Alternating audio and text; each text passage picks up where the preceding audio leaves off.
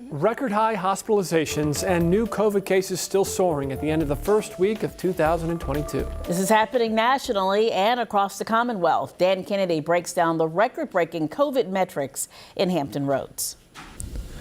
Virginia today hitting an all-time high when it comes to hospitalizations. 3,329 people in the hospital going into the weekend with COVID-19. It's the most we've seen since back here in January of last year, when there were about 100 fewer people than now hospitalized. So we are well above anywhere we have ever been in this pandemic when it comes to hospitalizations, and this is only going to trend up in the coming days. We know that because hospitalizations are a lagging indicator of cases. When cases rise, inevitably a few days later, hospitalizations have been rising too.